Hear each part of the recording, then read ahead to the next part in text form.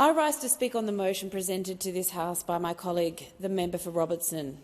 And I too would like to thank all my teachers and teachers everywhere for the hard work they do, their dedication and their commitment.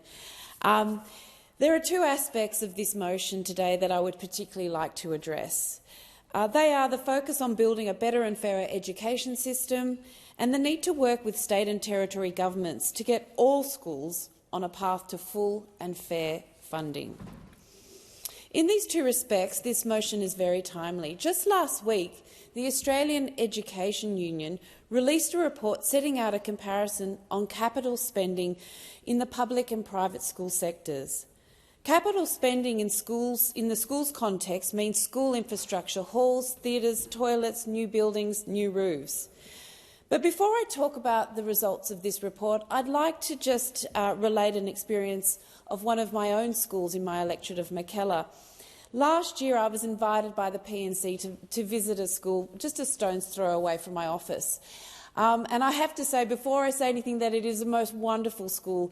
They have dedicated staff, they have beautiful, terrific students who are aspiring to achieve in their chosen fields, and they have a committed PNC association doing what they can to support this school. It is a wonderful, vibrant school community.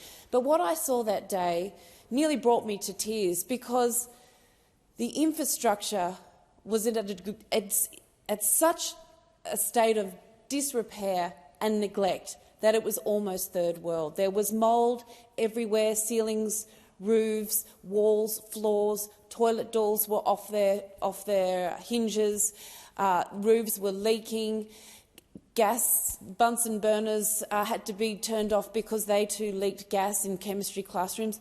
It was appalling, and I was horrified.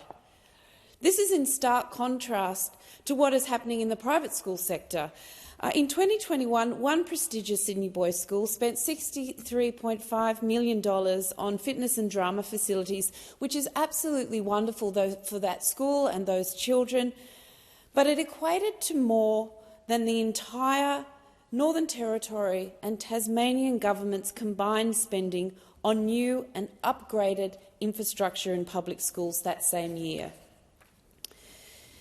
The other key part of the school funding picture is what is called the Schooling Resource Standard, or SRS.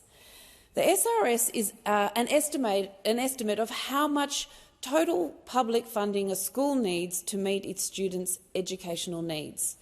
It's based on the recommendations that were made in the 2011 Gonski Review of Funding for Schooling, which, as most people are aware, was never fully implemented. Only 1.3% of public schools are fully funded under the SRS model. Really, this is a scandal. What it means that if we exclude territories for a moment, no student in an Australian public school has the funding necessary to meet their educational needs. Private schools, yes, are mostly privately funded through school fees and contributions, but they are also topped up by taxpayer money. And this takes me back to the Australian Education Union report released last week on capital spending in our schools.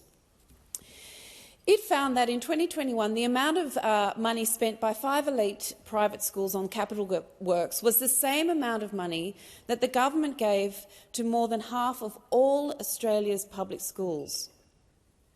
And in the decade to 2021, the annual average spend on capital works per private school student was more than double that was spent on public school students. In numbers, that equates to $31 billion more being spent on private students than public students over a decade. Non-government schools have been allocated $1.25 billion since 2017 in Commonwealth funds as part of a capital grants program. If this scheme remains in place, private schools will get almost another $1 billion in capital funding from the federal government over the next 4 years.